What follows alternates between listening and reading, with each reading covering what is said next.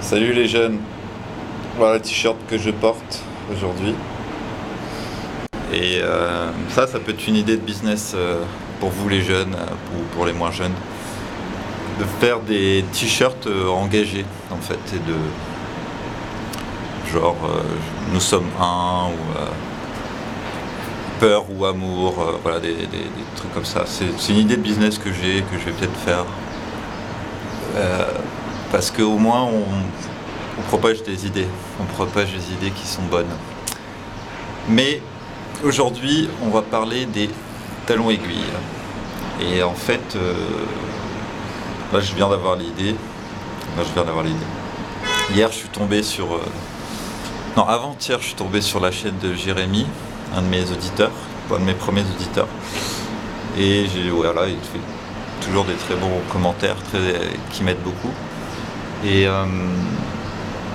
je me suis rendu compte que lui aussi il avait une chaîne YouTube et que lui aussi il se posait des questions, etc.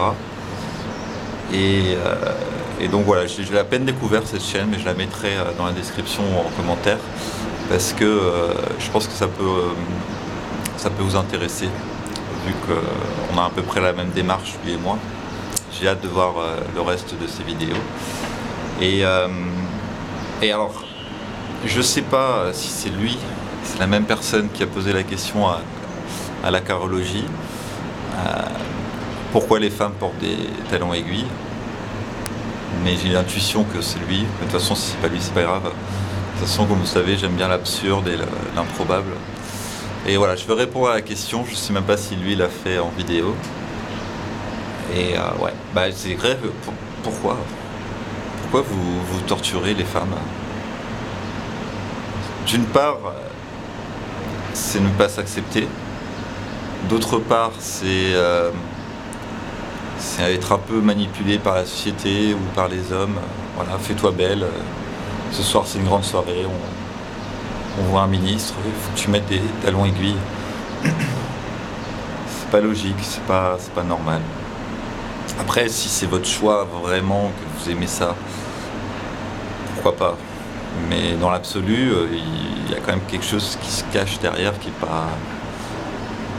Je sais que c'est difficile d'être petit, probablement, mais c'est difficile d'être grand aussi, il n'y a pas que des avantages. Toutes les personnes grandes, en général, elles ont des problèmes de dos, de sciatique. Moi, je me tiens jamais droit, sauf quand j'y pense, c'est-à-dire pas souvent.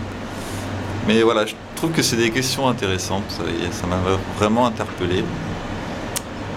Et voilà, je n'ai pas grand chose de plus à dire sur cette question, si ce n'est que, voilà, quand on part du principe qu'on est un, ben on est tous égaux et il n'y a pas de meilleur que soi. Et voilà, c'est pour ça que je ne me considère pas féministe, je me considère humaniste.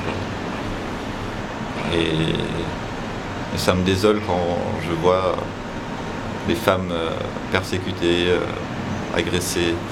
Enfin, elles ont pas...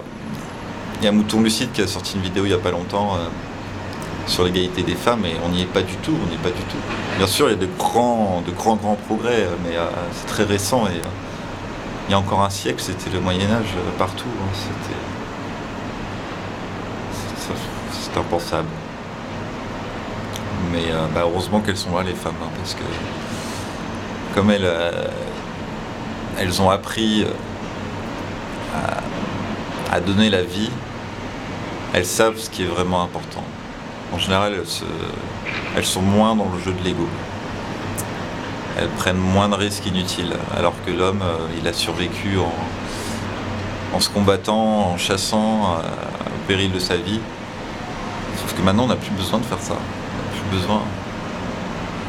Alors tant pis si on pense que je suis efféminé, je suis moi-même, et je pense que l'homme, il est... Enfin voilà, on a tous une part de féminin dans nous, et pareil pour les femmes. D'ailleurs, j'ai une théorie, alors voilà, je passe du coq à l'âne, mais je me demandais si les transsexuels, enfin par exemple un homme qui veut devenir une femme et vice-versa, est-ce que ça ne veut pas dire... Est-ce que c'est pas parce que dans la vie d'avant, ils étaient l'un ou l'autre et que du coup ils sont encore trop imprégnés et ils veulent redevenir ça? Pareil pour dans les couples homosexuels, il y a toujours un mâle et une femelle. Je sais pas, mais c'est une question intéressante aussi. Voilà. Je sais pas quand je posterai cette vidéo parce que j'en ai déjà programmé une, mais voilà, c'est pas grave. Là, je pars en vacances, quoi. Donc, bonnes vacances si vous en prenez, et puis surtout les vacances c'est tout le temps. Si vous vivez le moment présent, vous vous sentirez tout le temps en vacances ou à la retraite. Voilà, gros bisous et à une prochaine. Bye bye.